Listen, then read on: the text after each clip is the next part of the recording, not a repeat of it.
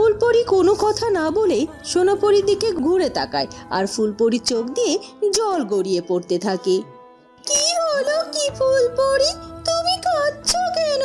দয়া করে তোমার চোখের জল তাড়াতাড়ি মুছে ফেলো।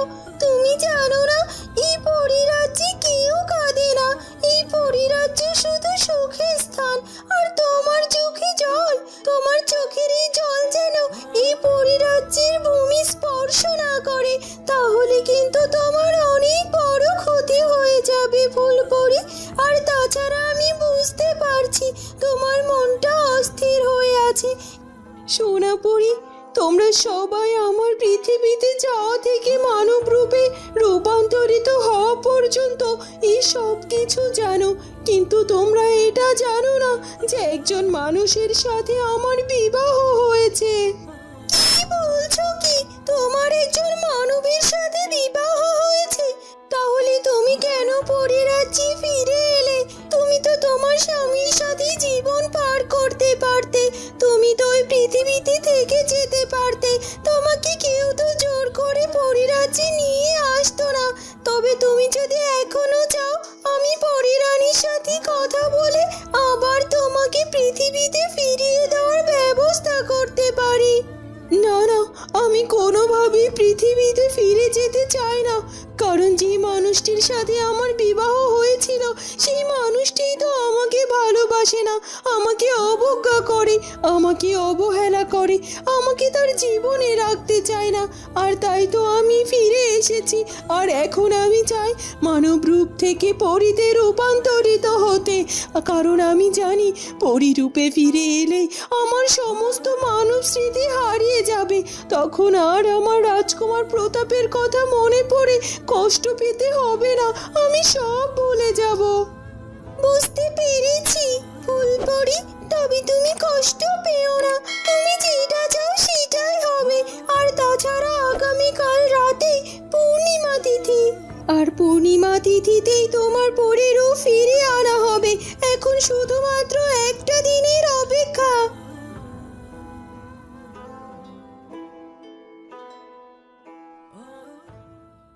ওদিকে দাসী ফুল অপেক্ষা করতে থাকে। ভেতরে কি হচ্ছে কিছুই তো বুঝতে পারছি না। কতটা সময় হলো যুবরানী আস্তানার ভেতরে ঢুকেছে, কই এখন পর্যন্ত তো বেরিয়ে আসছে না। আর যুবরানীর কাছে যা শুনলাম তাতে করে তো ওই তান্ত্রিকের শক্তি নাকি অনেক অনেক, আর তার এসব শক্তি দিয়ে যদি যুবরানীর ক্ষতি করে দেয় তখন কি হবে?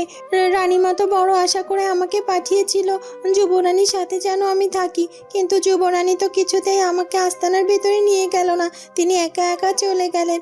আর আমাকে তো এটাও বলে গেলেন আমি যেন তার অনুমতি ছাড়াই আস্তানার ভেতরে প্রবেশ না করি, কিন্তু আমি তো বাইরে থেকে কিছু জানতেও পারছি না, বুঝতেও পারছি না। আর এই আস্তানার ভেতরেও আমি যেতে পারছি না, আর ভেতরে গেলে হয়তো আমি বুঝতে পারতাম যে কি হচ্ছে।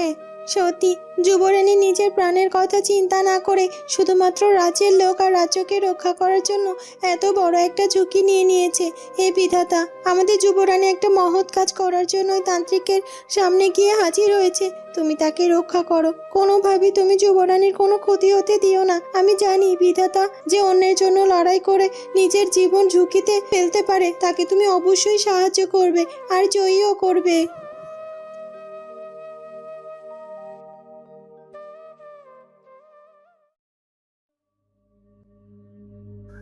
এই নাও জল, আমি জল নিয়ে এসেছি।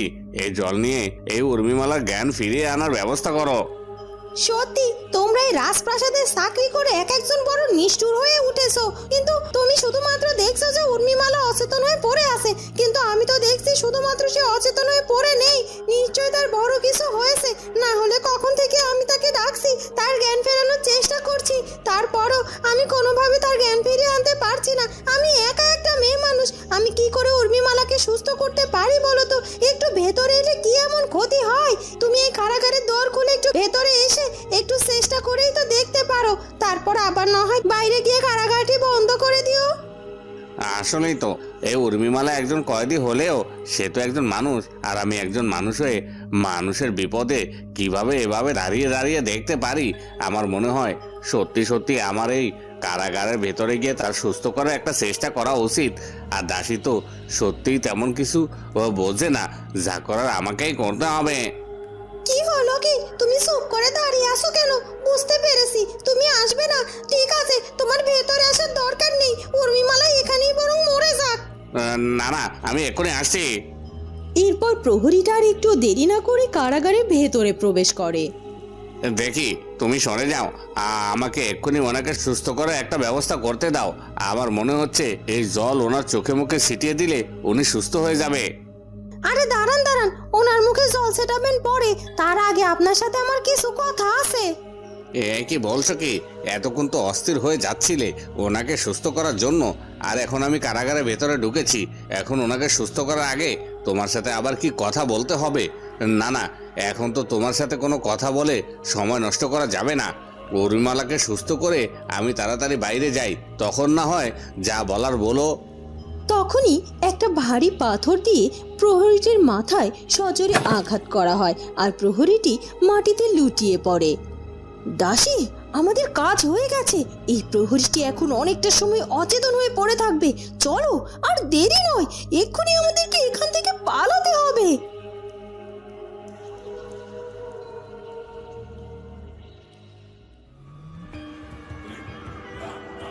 না না, একটুকু আঘাতে আমি দুর্বল হয়ে যদি পড়ি, তাহলে ওই তান্ত্রিক আরও অনেক বেশি শক্তিশালী হয়ে উঠবে। না না, আমি কিছুতেই সেটা হতে দেব না।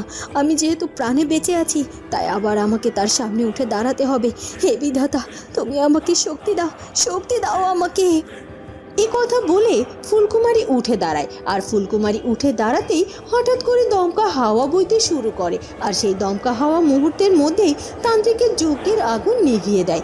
আর কালো মানিকও স্থির হয়ে টিকে থাকতে পারছিল না, সেও ভীষণ অস্থির হয়ে যায়, আর তান্ত্রিক ভীষণ কষ্ট পেতে থাকে। কি হচ্ছে?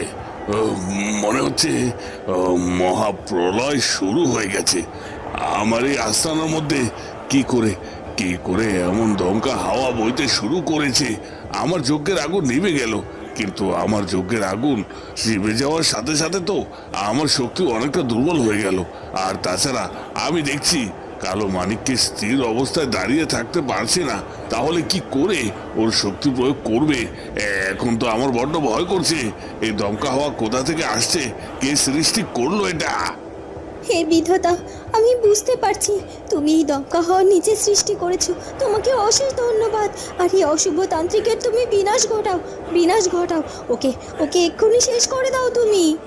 এ কথা বলতেই ফুলকুমারীর শরীর থেকে আবারও সেই শুভ্র পদ্মটি দৃশ্যমান হয়, আর সেই শুভ্র পদ্ম থেকে আবারও শক্তি বের হতে থাকে, আর সেই শক্তি গিয়ে কালো মানিক এবং তান্ত্রিকের শরীরকে স্পর্শ করে, আর তারা সেই শক্তি কিছুতেই সহ্য করতে পারছিল না। কি হচ্ছে? আর পারছি না তো, আর সহ্য করতে পারছি না, বড্ড কষ্ট হচ্ছে। এই মেয়ে সাধারণ কোনো মেয়ে নয়, এই মেয়ের সাথে স্বয়ং বিধাতা রয়েছে। এই মেয়েকে ক্ষতি করা কোনোভাবেই সম্ভব নয়, কোনোভাবেই নয়। কিন্তু আমি কি করে রক্ষা পাবো? কি করে? শুভ পদ্মটির শক্তি যেন আরো বেড়ে যায়, আর মুহূর্তের মধ্যে সেই কালো মানিকা তান্ত্রিক ধ্বংস হয়ে যায়। শেষ হয়ে গেলাম। বন্ধুরা, কি হতে চলেছে এরপর সেটা জানবো আমরা ফুলকুমারী গল্পের পরবর্তী পর্বে। আর আমাদের আজকের পর্বটি ভালো লাগলে অবশ্যই আমাদের চ্যানেলটিকে সাবস্ক্রাইব করে দিও। দেখা হবে নতুন পর্বে। ধন্যবাদ।